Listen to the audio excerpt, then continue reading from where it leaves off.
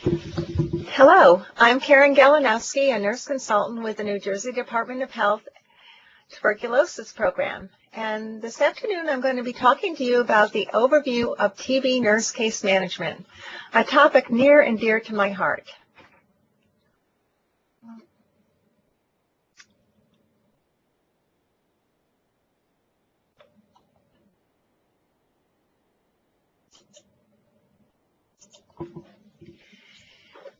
TB nurse case management is a patient-centered approach to TB treatment and has been found throughout the years to be most effective. It is a one person responsible and accountable for a cohort of patients from initiation to completion of treatment, change in diagnosis, or death. It is a multidisciplinary team approach, which is utilized with roles and responsibilities of each team member identified. And there are times when this role and responsibilities have to be reviewed and re-identified throughout the course of treatment. We say that there are 8 elements of nurse case management that we find most effective in the process: case finding, assessment, problem identification, development of a plan, implementation, variance analysis, evaluation, and documentation. Let's start with the first element, case finding. Our goal is to have early identification of all potential TB suspects and cases. The early identification will help us prevent transmission in the community and get somebody on a right course of treatment. Case finding activities are very important to begin with and include communication with healthcare providers, hospitals, federally qualified health centers, physicians who may see patients, or other ambulatory health facilities. It also includes a rapid initiation of TB control activities so that we can prevent the spread of TB into the community. It's development of a system to track patients with TB. Once you've identified them, you need to have a system in place to know where they are in their course of either hospitalization or home isolation or home treatment. And it also includes following reporting regulations and TB control policies. The second element is assessment. Assessment is gathering objective and subjective data to form a basis for treatment and care. The gathering of this data is a responsibility of the nurse case manager, and the information may come from one or more of the team members.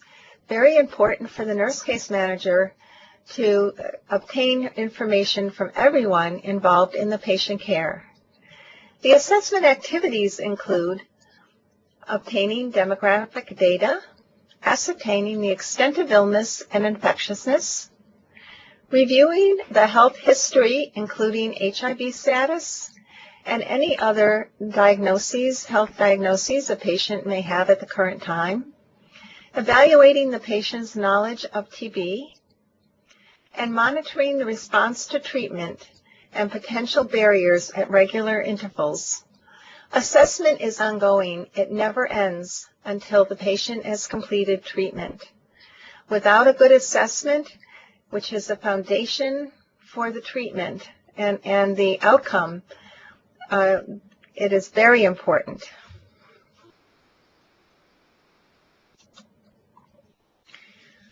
Problem identification is the third element.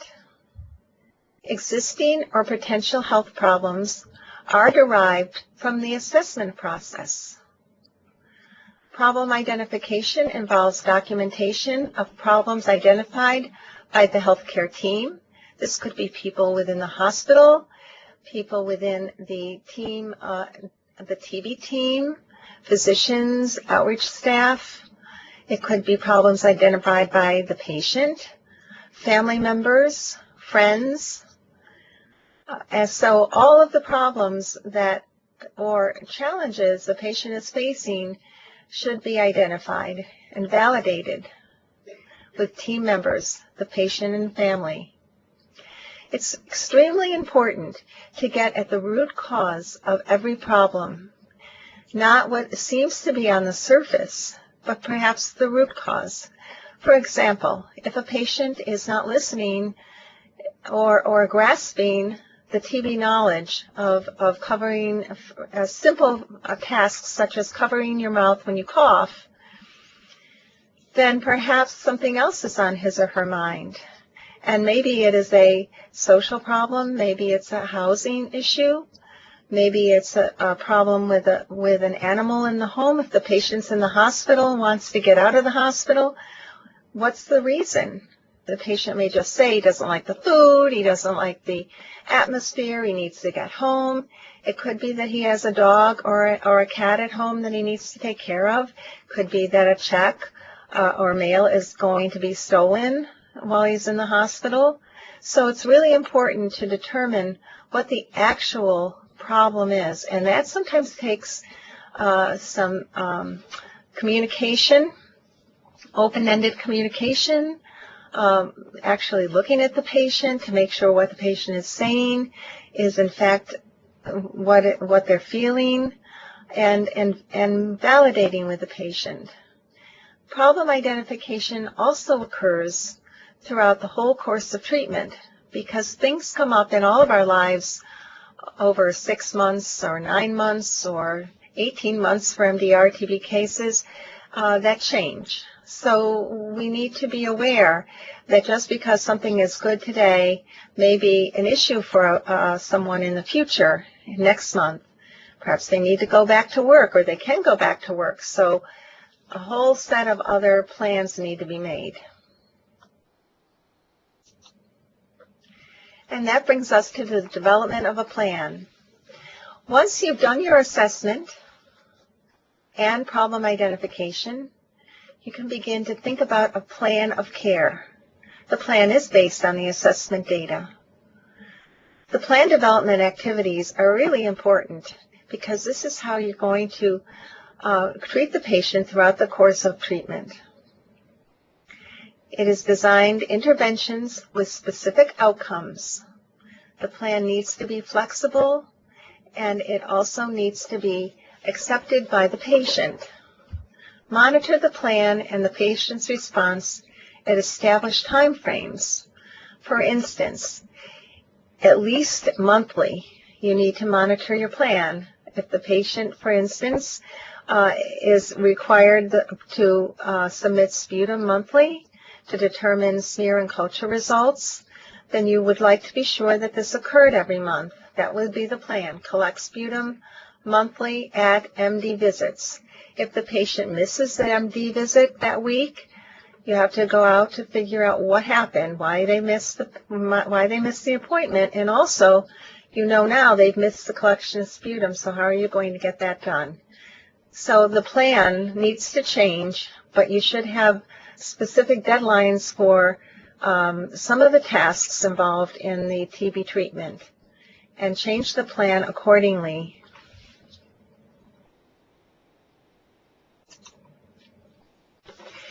Implementation of the plan is what we do on an everyday basis. It includes aspects of both medical management and nursing interventions, and I may add here social interventions. It's really implementation of the biophysical, psychosocial aspects in patient care. Implementation activities include monitoring the patient's response to treatment. How is he or she feeling? Is there weight gain? Is there a reduction in the cough, the frequency of the cough? Is there a reduction in the sputum? Maybe now it's a dry cough with no production of sputum. Does the patient have his appetite back? Does the patient feel that she has more energy? How is the patient tolerating the medications? Are there any side effects or adverse effects? These are some of the responses to treatment you may want to consider.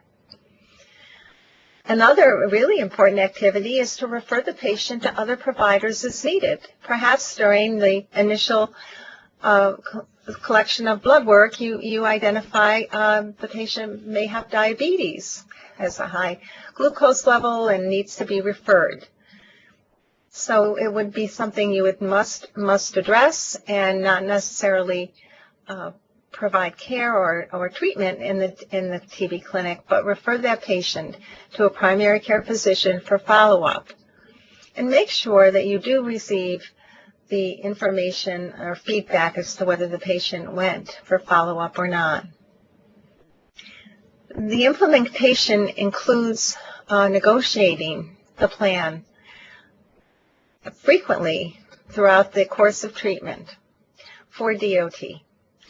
You may set up initially, the patient may be coming home from the hospital, may be isolated to the home, or maybe staying home while he or she recovers from some of the other effects of the TB disease.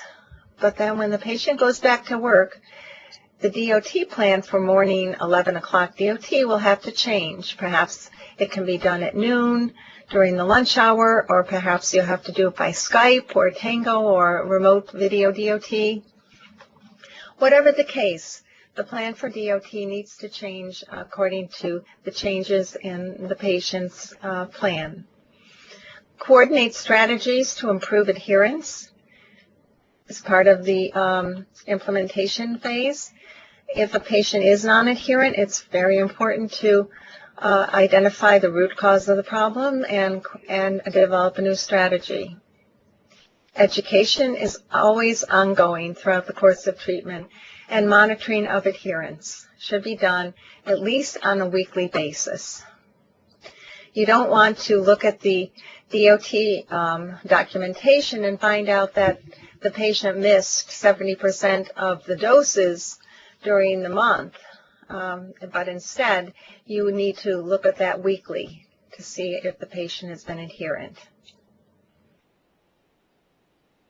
Variance analysis is another element, and variance is the discrepancy between what was anticipated and actual patient care outcomes that may arise from changes in patient's personal situation, medical condition, or healthcare resources. Variances analysis activities include identifying these variances and describing and documenting the reasons for variances. A real simple variance would be that an inability perhaps to obtain a baseline audiogram on a patient that is being given capromycin. As you know, capromycin can cause hearing loss at some levels, and we need a baseline audiogram and then monthly audiogram while the patient is taking capromycin. However, it's sometimes difficult to get appointments in clinics for these audiograms.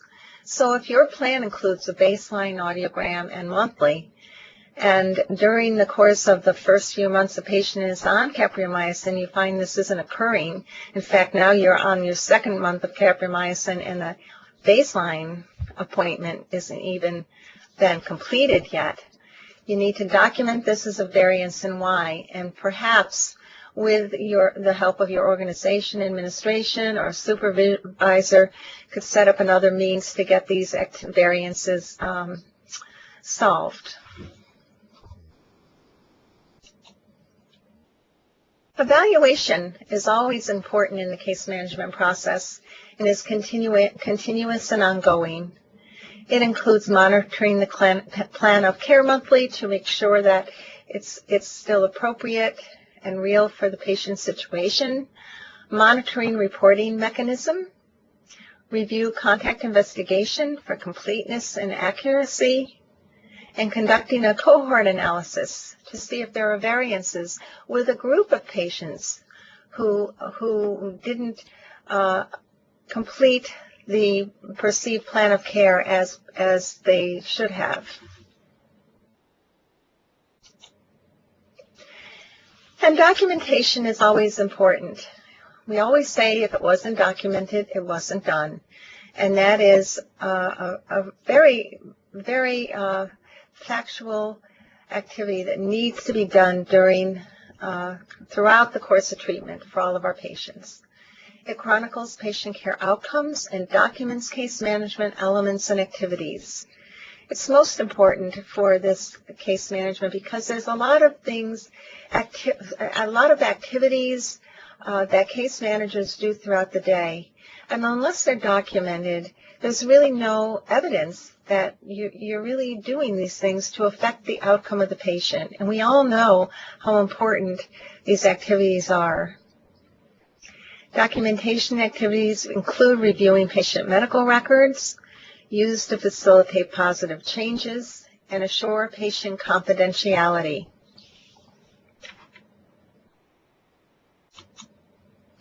I'd like to talk about a case study, Danny.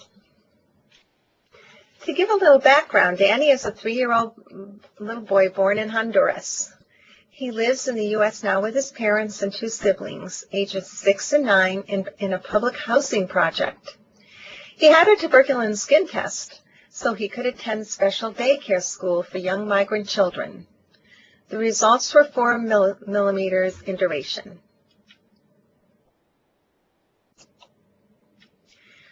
So, the first question is, to determine appropriate care, what else do you need to know about Danny? If you could think about it for a couple of seconds, we'll move on.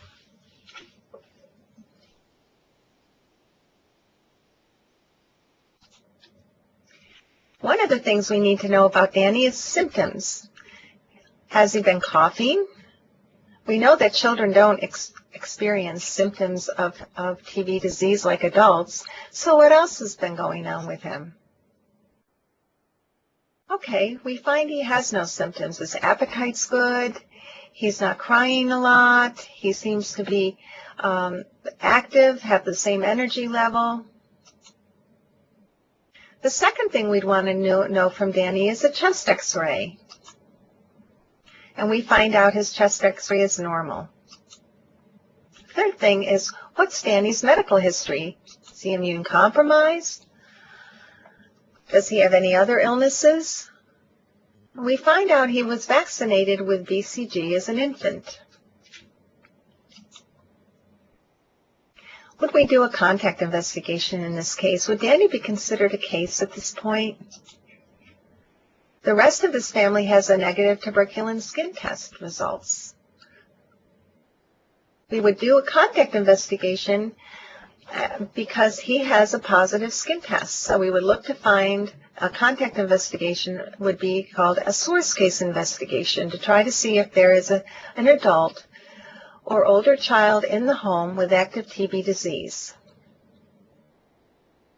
So, should Danny be treated for TB or latent TB disease? And what are his risk factors for both?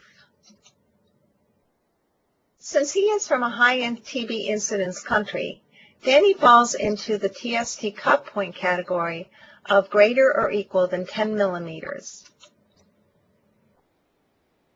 Conduct a risk assessment and ask if relatives or friends have visited from Honduras. If Danny has recently been to Honduras, if he were a contact of an active case, he would be a candidate for window prophylaxis. But since we didn't find anyone in the home with TB disease, we would not place him on window prophylaxis. However, he is not a contact, as I said, so he would not receive treatment for latent TB infection. Would your recommendations for his family change if Danny were born in the U.S., of a Caucasian middle, and lived in a middle-class suburbs? Yes, they would. If he were U.S. born, there would be no need to test him as he falls into a low-risk category, and the tuberculin skin test cut point would be equal or greater to 15 millimeters. Our only concern was Danny born in a high-incidence TB country, and therefore making him a greater risk for latent TB infection and and TB disease. Now back to case management. The overall goals include manage the costs and utilize resources effectively, achieve positive patient outcomes. In other words, let's see about our sputum collection. Did we collect it monthly? And did the patient convert his culture within the first 2 months, as we would like to see? We also want to provide quality care across a continuum, so that the patient feels as though his care in a TB clinic is not fragmented. We want his care coordinated with other healthcare providers. If the patient goes to a primary care provider for other illnesses such as diabetes, seizures disorder, heart disease, some of these medications may interfere with the absorption of some of the TB medications or vice versa. So it would be very important to get a list of all the patient medications and coordinate the care with the other healthcare providers. The primary goals of case management include render a patient non-infectious by ensuring adequate course of treatment, provide early intervention if there is non-adherence or side or adverse effects of TB medications, prevent TB transmission and development of the disease in contacts in the community, in the family. Identify and remove barriers to adherence. Find the root cause of the problem so that the patient is comfortable taking medications every day. Identify and address other urgent healthcare needs, because as these needs are identified, or come up in the patient's life, that will be the patient's priority, not the TB treatment. So you need to address them. The case manager is the individual who is primarily responsible for ensuring that the patient completes his or her course of therapy in appropriate time frame.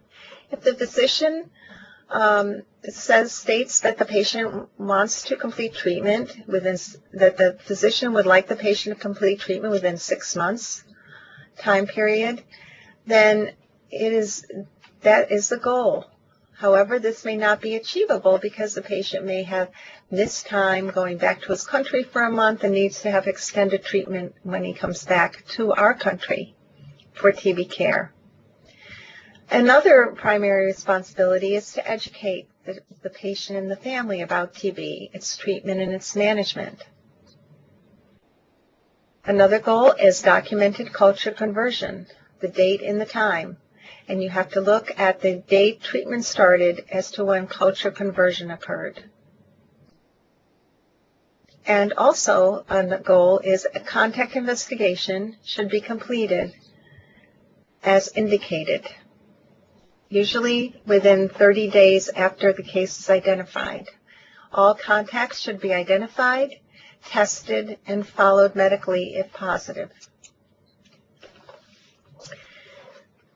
The steps in case management include receiving the case report from the hospital, private physician, healthcare provider, when the patient is initially diagnosed as a case or a suspect. Review and decide on the urgency within 1 working day as to how fast you have to move on the contact investigation. If you find that the case is a school teacher, you may want to do the interview and move quicker than if the patient was a stay-at-home mom with a stay-at-home woman who just stayed home and there was no children in the home, and there was and this woman lived with her husband and had no one else come in. So you really need to prioritize how quickly you need to get in to see the patient. Is the patient complaining about the hospitalization, threatening to leave AMA? Then you have to get to the hospital quicker than you would with someone who is okay being in there. Contact the medical provider within 1 working day of receipt of the report. Establish a rapport. Educate the provider about case managers and the responsibilities. Educate the provider about TB program services and oversight responsibilities. Review and identify any problems or concerns that exist. Is the treatment regimen appropriate? Do we have the right weight on the patient if the patient is in the hospital? Frequently, we find the weight is recorded based on the patient's assessment or what the patient says. Oh, I weigh 140 pounds. Then you go in the room and there's this very thin, frail person laying in bed and you say 140. When did you weigh 140? Well, that was the last time I took my weight. That may have been a couple of years ago. So then you have to ask for the hospital to bring in the scale and weigh the patient, because the regimen is milligrams per kilogram for the TB medications. The second thing you have to do is obtain as much clinical information as you possibly can to determine, is the patient infectious? Is isolation needed? And what are the medical, social problems that need to be addressed, such as homelessness, or, as I stated before, problem of dog or a cat left in the home alone while the patient was hospitalized, or a family member not being aware of where the patient was. The initial contact with the patient by home visit or in the hospital should occur within 3 working days following the report. These are 3 business days. As I said before, you may wish to get in the hospital or home sooner if there are pending problems that can't wait. The most important thing you need to do on this first initial interview with the patient is establish a rapport of trust with the patient, a beginning rapport. If you find the patient's difficult in communicating with you, you may need to go back the next day and the following day to establish this rapport. Explain the role of the public health nurses, your role as case managers, and outreach workers. A lot of times people in TB control think the most important initial contact is initial visit with the patient is to get a list of patient contacts. Although this is important, it would be more important to find out where the patient works. Does the patient go to school? Does the patient been in a congregate setting, a homeless shelter, to see if there are any high-risk areas where a contact investigation should occur sooner than later. But to get names, specific names of people may come later. You don't want to cause an issue with the rapport building in order to get the names of people. So those can wait, specific names later on. We need to assess the home environment to determine suitability. Is there space? Is there ventilation? A lot of times there's very little we can do with this situation. This is the patient's home, but it's good to identify who comes and goes out of that home also. Assess the current status of the patient, the physical, psychological, financial, social, and cultural. What are some of the cultural issues patients may have? Will be discussed later, but all of these need to be looked at and addressed. Education is very important as one of the steps in TB case management. And of course, we want to educate the patient and significant others or family members about TB and TB treatment and management. What is expected? A monthly doctor visit, DOT. What is expected needs to be put right out there, and why. We need to assess for compliance with home isolation if that's required. Is the patient able to stay home or willing to stay home? If the patient says, I can't stay home, I need to go to work, perhaps the patient should not be discharged from the hospital quite yet. Assess for barriers to adherence and need for DOT. Initiate the contact or the source case investigation, as we did with Danny. Review medications and potential adverse reactions. And present a contract or agreement that documents treatment. Legal orders are a last resort, but if the patient will sign a behavioral contract stating that they will adhere to DOT and monthly doctor visits, then that's our first step. Ongoing case management throughout the course of treatment with case contact and review cases with other involved healthcare workers monthly. So every month we should take a look at the record and say, what have we done and what do we need to do yet? It documents the patient complies with monthly medical appointments. If they missed an appointment, when can they get a next appointment, and why did they miss? Ongoing case management includes frequent contact with support staff and convene and participate in case conferences as needed. Very difficult patients require case conferences, sometimes with providers outside of the TB program or the TB clinic.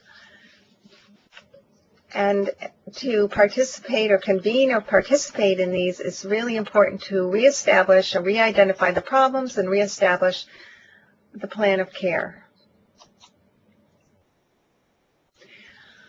Follow up completion of treatment activities and evaluate if adequate course by dose and duration has occurred. The case manager should consult with the physician treating the patient, determine the completion date. When is the expected date? The patient will want to know. Prioritize and begin contact investigation. Review and analyze the data. And of course, then terminate case management.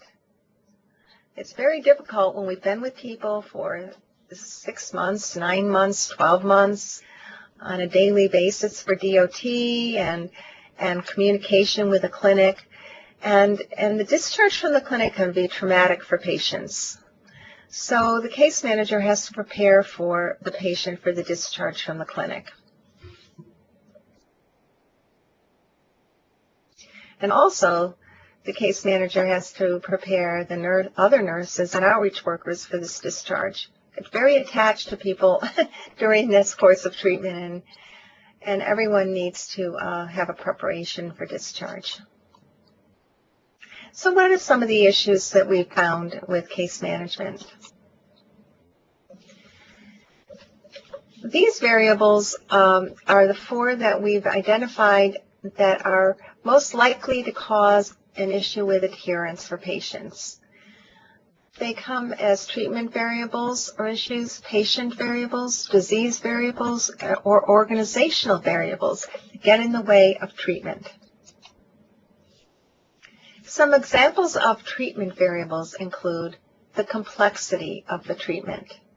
For instance, if a patient is MDR-TB or cannot tolerate rifampin, they may need an injectable or infusion therapy.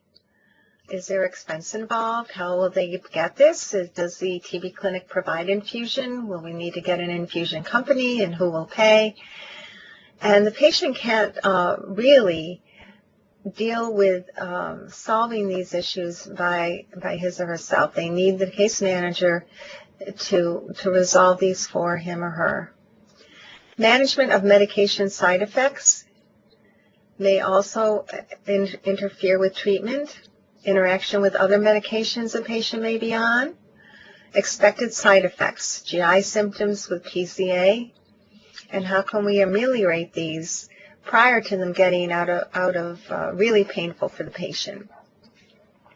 And adverse drug reactions, identifying if rashes or other adverse reactions that would indicate that medication may need to be stopped.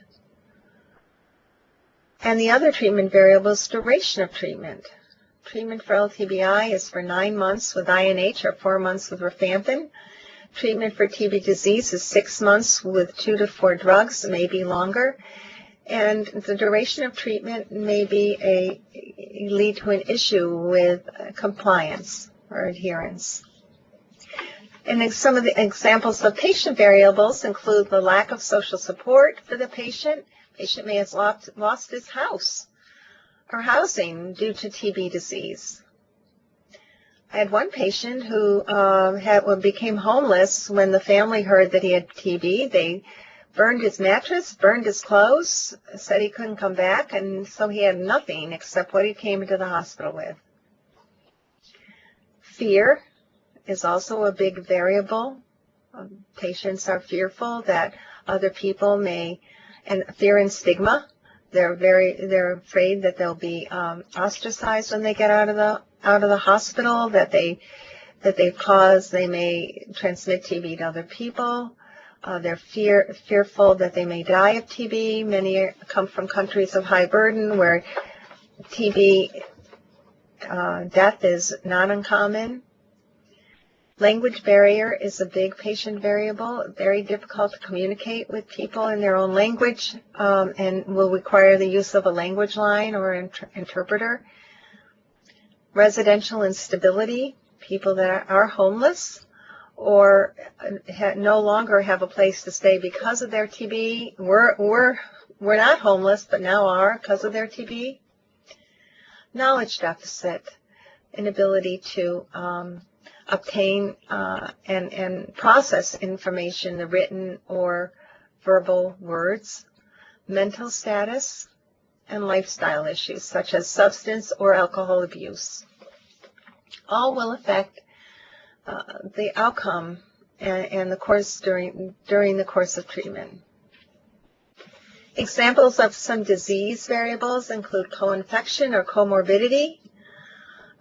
People with HIV and who have to take other medications, a long list of other medications, may find it difficult to take the TB meds at the same time.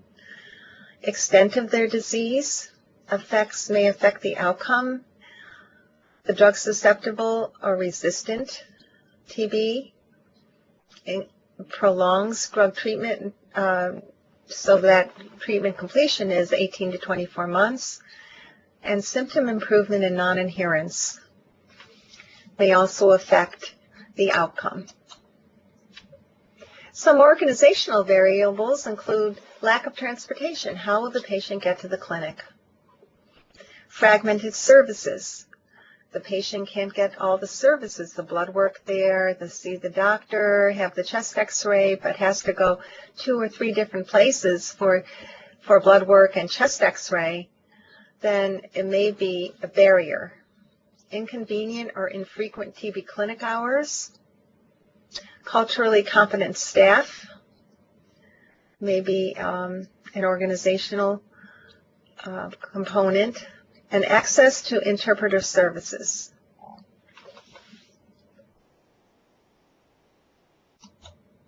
I'd like to say, following that the most important factor in adherence is a relationship between the patient and the healthcare provider. It's been documented and proven in the research. So, what does a case manager need to know in order to do his or her job? Some of the skills and knowledge include knowledge of community resources, excellent written and oral communication. Case manager has to be sure that everyone on her team, including the patient, is aware of the plan and any changes in the plan. Critical thinking is so important in order to identify and prioritize problems, and good organizational skills is also very important. The keys to successful case management include a proactive approach. In other words, we're going to know what issues there are in the course of this treatment, whether they're a clinical issue, whether it's a patient issue, whether it is a treatment issue.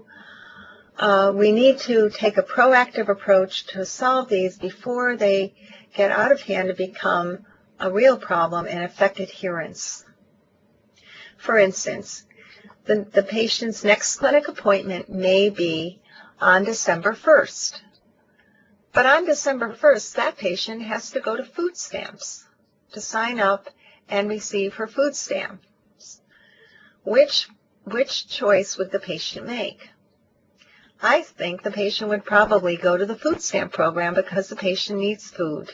And if she misses that appointment, she won't be able to sign up for food stamps for one more month.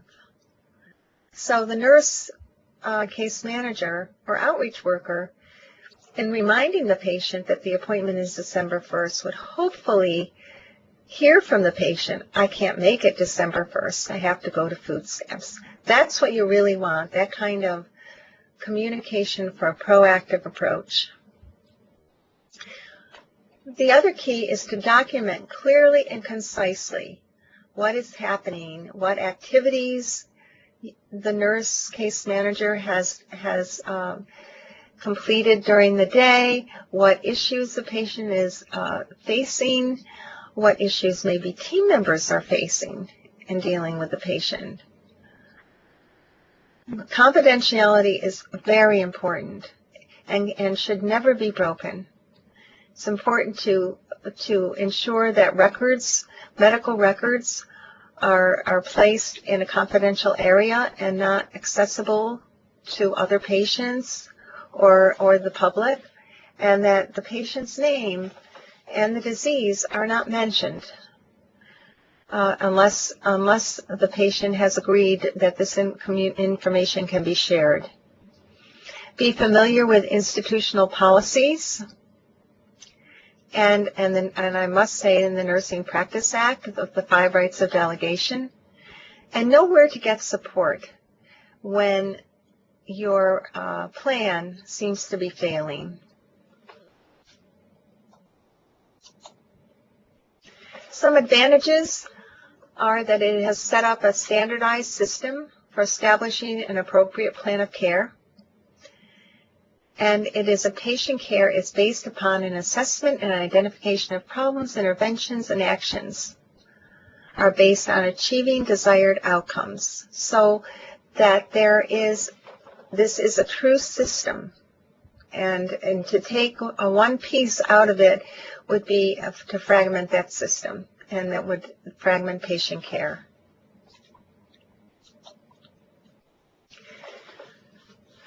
The third quality is that it establishes a framework to coordinate the necessary resources and services for the patient's benefit. Sometimes in our healthcare system, we have many people working in a certain area, and responsibilities are not always clear, so that some activities don't get done on the patient's behalf because one healthcare provider thought another one should do it. So one of the advantages is that it's the nurse case manager's responsibility to coordinate these services and provide services or ensure that they're provided by others within her team. And her team could be people that work with him or her within the TB program or the clinic, and people that are involved with the patient on the outside, such as private physicians. And another advantage is that the case management system provides necessary feedback to healthcare providers on the team with subsequent increase in knowledge, motivation, and professional growth.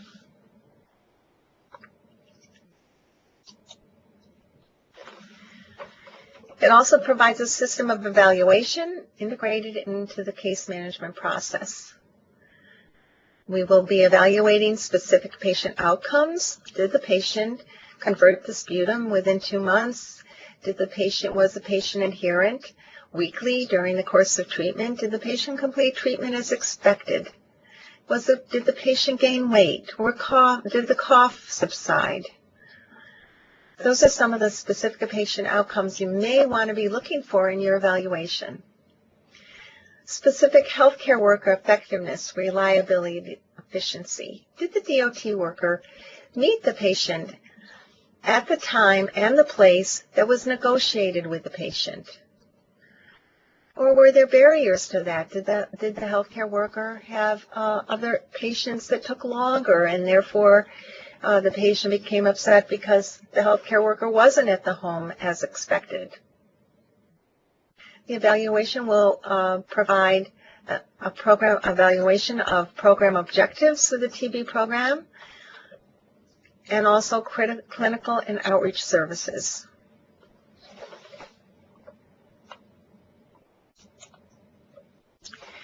And it allows the program manager to collect data pertaining to the patients being treated within a specific clinic or a cohort of patients. It would allow the program manager to analyze the variances of the plans of care to determine gaps in the healthcare system, the need for additional services or resources, or reorganization of existing services.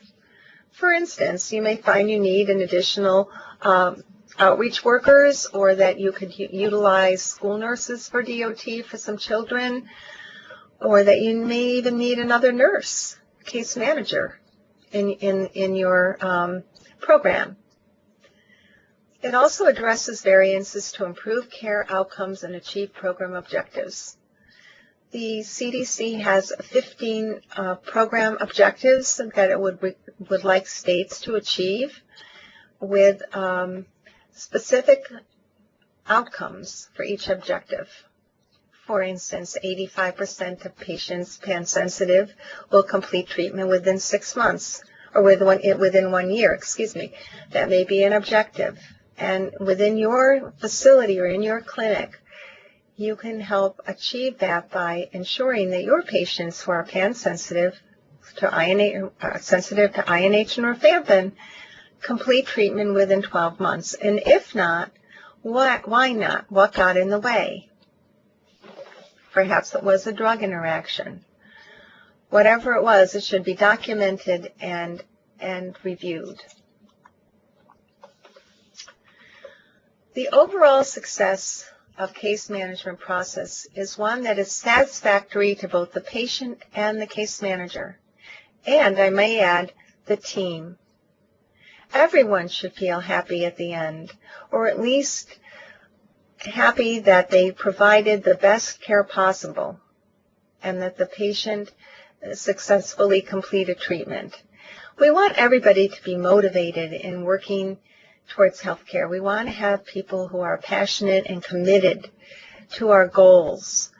And the case manager has a huge influence as being head of the team to talk to the healthcare team and the patient when problems are identified along the way, to see what can be done to help alleviate. These may be problems within the workforce, or it may be other issues the patient may have. But the overall success will bring more commitment and happier people to both. Thank you.